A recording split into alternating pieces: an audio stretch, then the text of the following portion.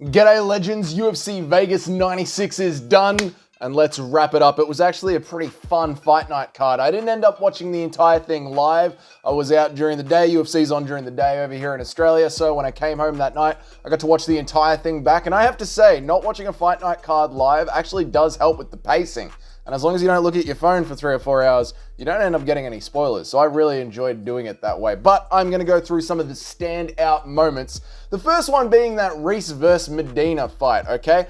I want to point out how much of a prick Medina is for that opening sequence. He comes out, right? Reis comes out for the glove touch. Medina comes out looking like he is going to do the glove touch and then instantly just goes for a jab. Really, really prick of a move. But you've got to say, he is tough as nails, right? The amount of body shots he was taking.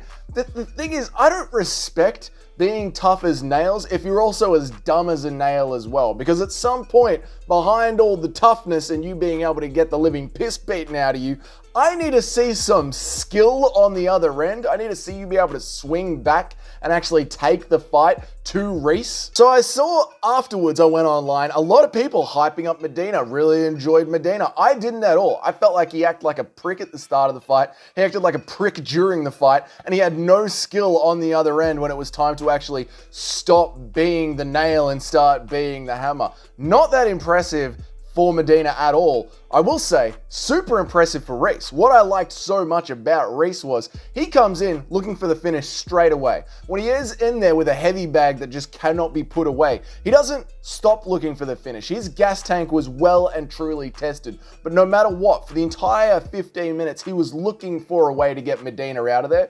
And that I could really, really respect. So Reis's stock for me went all the way up. Medina, I don't care to not see him again. That might be an unpopular opinion because fans love seeing somebody that can get the piss beaten out of them, but I also want to see some sportsmanship as well, and that just wasn't there for me. Next one that I wanted to talk about, Bazookia versus Marshall. Again, when I went back and saw some of the commentary on this, my take might be a little bit the weird one in the room, but I had that as a draw.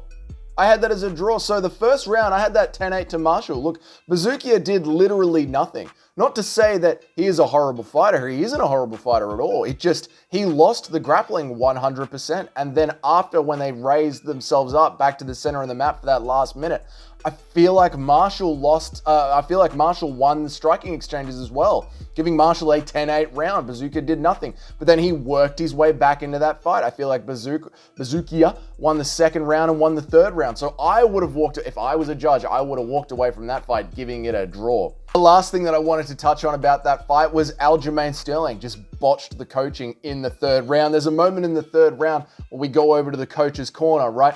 Bazookia needs to get this finish to win this fight. He has got Marshall hurt up against the cage, and then Aljamain Sterling screams for a level change, and Bazookia, being a good fighter, listens to his corner and goes for the level change. It ends up stalling out the fight and not quite getting that finish that he should have charged for, and that was Aljamain Sterling's fault. He loves wrestling too much. So Aljamain Sterling goes ahead and botches his corner work as well, which is just sad to see for Bazookia because he really needed that win. Moving on to the next one that I wanted to talk about, the GOAT of the sport, GM3 versus Edmen Shahbazyan. Oh my Lord.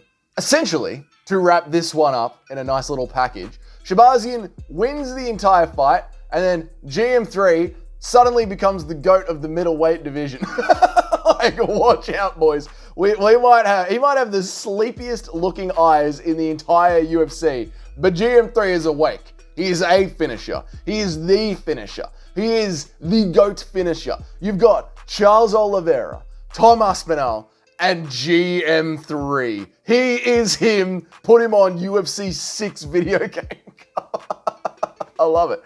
And then to wrap it all up, GM3's call out of Paul Craig at the end, perfect. That is a perfect Apex feature fight right there. That just writes it. Apex 100 needs GM3 Paul Craig as the feature fight.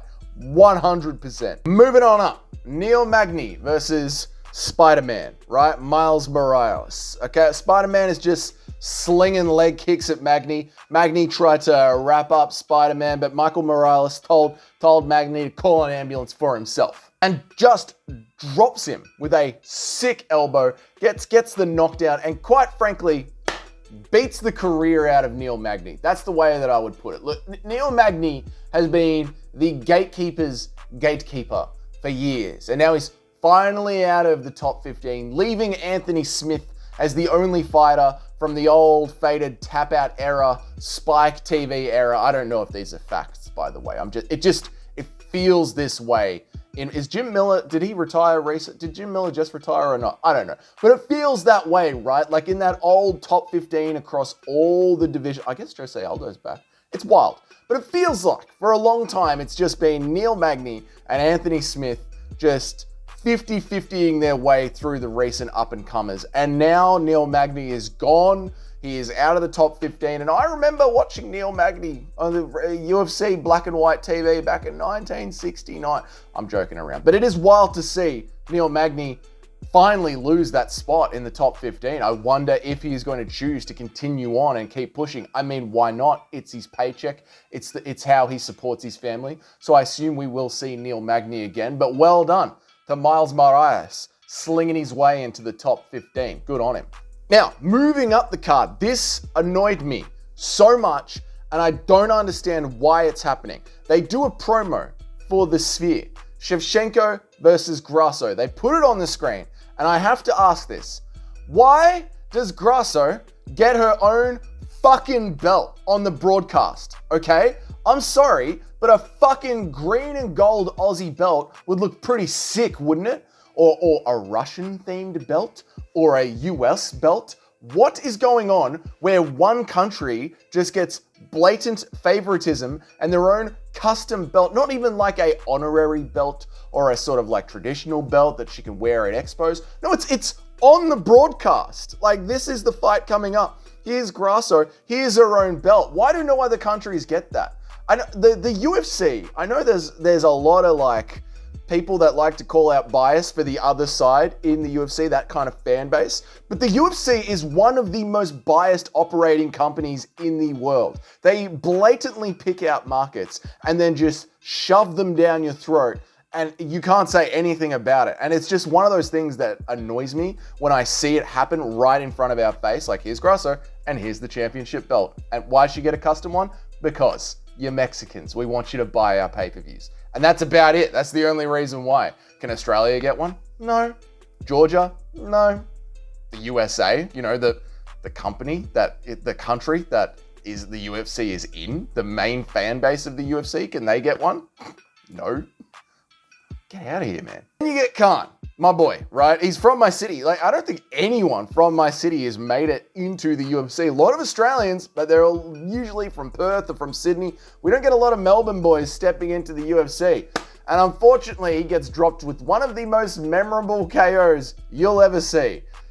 It hurts me to see. Look, let's be honest here. Khan looked great in round one. Okay, yeah, Santos had some big elbows and he threw all those low kicks, but Khan threw a really good strike in the 29th second left of the first round. So I gave him round one just for that.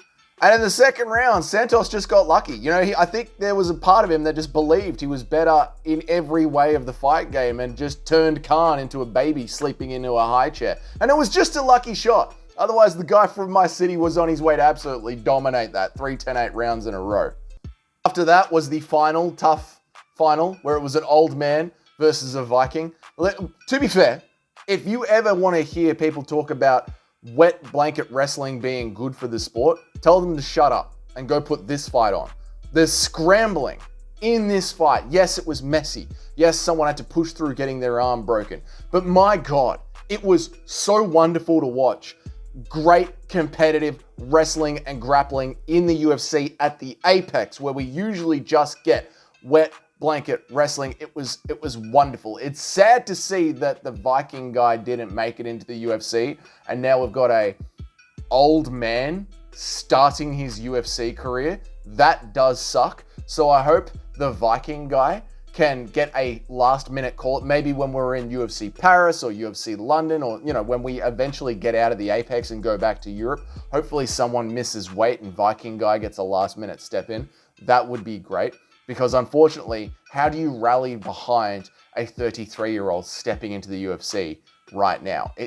What are we going to do with him? You know, in 2 years, he needs to make his entire career title run, title defense. I mean, it's essentially you get thrown in as a gatekeeper, as a prospect. It kind of sucks. Right. Moving on to the main event. I loved this main event.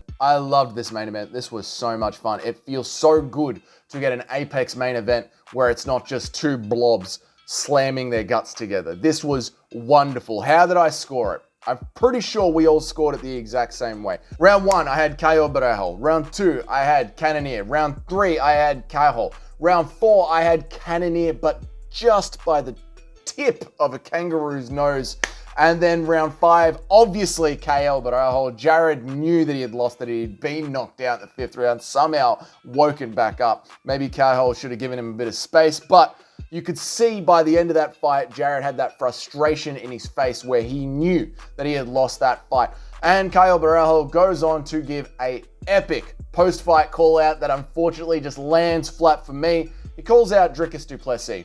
I wish Caio Borralho, coming off his win, would have stared down the camera and said something like, Israel Adesanya, you're in the top 5 coming off 2 losses. I'm in the top. Why has he got a Russian accent? I don't know. If he had looked down the camera and said, Israel Adesanya, you're in the top 5 coming off 2 losses. I'm in the top 5 coming off a win streak. Stop being scared to fight a contender and fight me, and just dropped the mic and walked off. That would have been an amazing little promo that ESPN could have blasted out across their shorts feeds and actually maybe gotten Israel Adesanya excited enough to step back in there, or at least create the conversation for all the Izzy fans out there that want to pick and choose his next fights. If you just have the facts laid out, very similar to how Tom Aspinall's been doing it, this is the sort of thing that fighters need to do. Start creating their own narrative and start getting it out there so the fans can help push that along. And I wish Caio Borralho had done that, because an Israel Adesanya versus Caio Borralho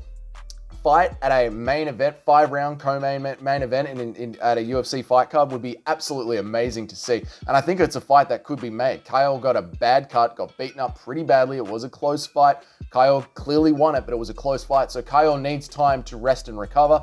Israel Adesanya just had a great fight with Dricus du Plessis, but didn't get hurt too badly in that fight. It was a lot of good back and forths, but it's not like he's going to be carrying a ton of injuries in that. So that's one of those fights that you could book early next year and get these guys moving. Overall, UFC Vegas Apex number 96, or whichever one that we were up to now, it was bloody amazing. I loved it. Great fight night card. So happy to go back and watch that one. Going to be great to do tape study again for those fights when they do go ahead and fight again.